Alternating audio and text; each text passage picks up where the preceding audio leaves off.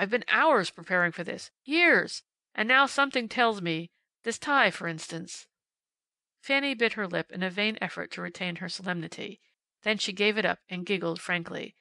"Well, since you ask me, that tie—" "What's the matter with it?" Fanny giggled again. "It's red, that's what." "Well, what of it? Red's all right. I've always considered red one of our leading colors." "But you can't wear it." "Can't? Why can't I?" "Because you're the brunest kind of brunette, and dark people have a special curse hanging over them that makes them want to wear red. It's fatal. That tie makes you look like a mafia murderer dressed for business." "I knew it," groaned Heyl. "Something told me." He sank into a chair at the side of her desk, a picture of mock dejection. "And I chose it, deliberately. I had black ones, and blue ones, and green ones. And I chose this." He covered his face with a shaking hand. Fanny Brandeis leaned back in her chair and laughed and laughed and laughed. Surely she hadn't laughed like that in a year, at least. "You're a madman," she said finally. At that Heyl looked up with his singularly winning smile. "But different. Concede that, Fanny. Be fair now. Refreshingly different." "Different," said Fanny, "doesn't begin to cover it. Well, now you're here, tell me what you're doing here." "Seeing you." "I mean here, in Chicago."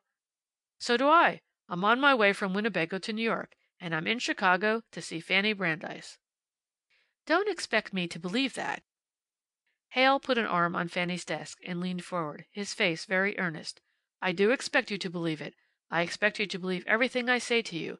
Not only that, I expect you not to be surprised at anything I say. I've done such a mass of private thinking about you in the last 10 years that I'm likely to forget I've scarcely seen you in that time.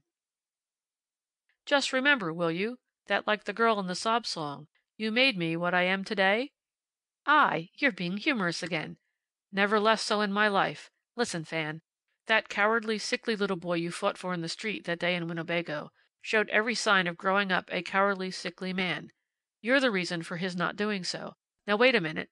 I was an impressionable little kid, I guess. Sickly ones are apt to be. I worshipped you and hated you from that day. Worshipped you for the blazing, generous, whole-souled little devil of a spitfire that you were. Hated you because, well, what boy wouldn't hate a girl who had to fight for him? Gosh!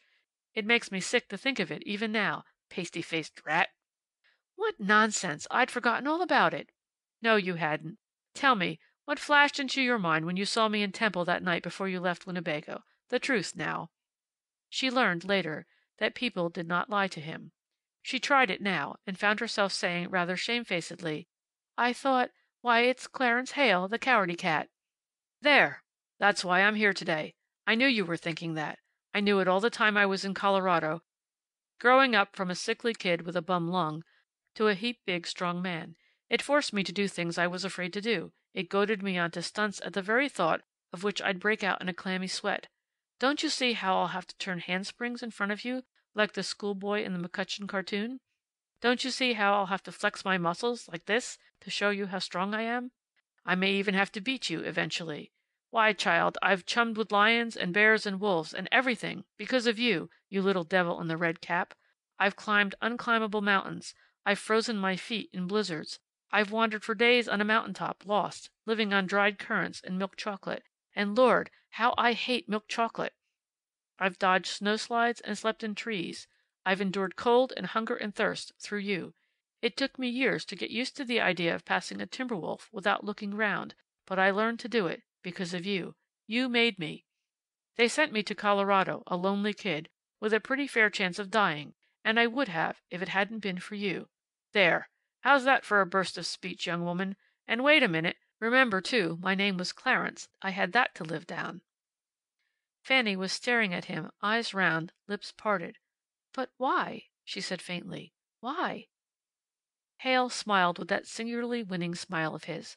"Since you force me to it. I think I'm in love with that little warm-hearted spitfire in the red cap. That's why." Fanny sat forward now. She had been leaning back in her chair, her hands grasping its arms, her face a lovely, mobile thing, across which laughter and pity and sympathy and surprise rippled and played. It hardened now, and set. She looked down at her hands, and clasped them in her lap, and then up at him. "In that case you can forsake the strenuous life with a free conscience. You need never climb another mountain or wrestle with another hippopotamus. That little girl in the red cap is dead." "Dead?" "Yes. She died a year ago. If the one who has taken her place were to pass you on the street to day, and see you beset by 40 thieves, she'd not even stop. Not she. She'd say, 'Let him fight it out alone. It's none of your business. You've got your own fights to handle.'" "Why, Fanny, you don't mean that, do you? What could have made her like that?" "She's just discovered that fighting for others didn't pay. She just happened to know someone else who had done that all her life, and it killed her." "Her mother?" "Yes." A little silence. "Fanny, let's play outdoors to morrow, will you? All day." Involuntarily Fanny glanced around the room. Papers, catalogs, files, desk, chair, typewriter. "I'm afraid I've forgotten how." "I'll teach you. You look as if you could stand a little of it." "I must be a pretty sight. You're the second man to tell me that in 2 days." Heyl leaned forward a little. "That so? Who's the other one?" "Fenger, the general manager." "Oh. Paternal old chap, I suppose." "No? Well, anyway, I don't know what he had in mind, but you're going to spend Sunday at the dunes of Indiana with me." "Dunes of Indiana?" "There's nothing like them in the world. Literally. In September that combination of yellow sand and blue lake and the woods beyond is well, you'll see what it is. It's only a little more than an hour's ride by train. And it will just wipe that tired look out of your face, Fan." He stood up. "I'll call for you tomorrow morning at 8, or thereabouts. That's early for Sunday, but it's going to be worth it." "I can't, really. Besides, I don't think I even want to. "I promise not to lecture on nature if that's what's worrying you."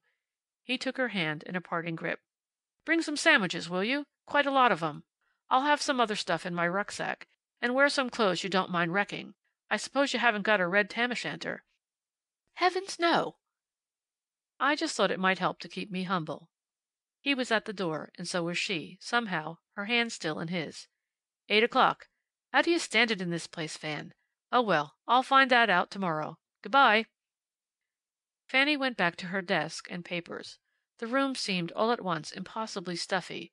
Her papers and letters dry, meaningless things. In the next office, separated from her by a partition half glass, half wood, she saw the top of Slosson's bald head as he stood up to shut his old-fashioned, roll-top desk. He was leaving. She looked out of the window.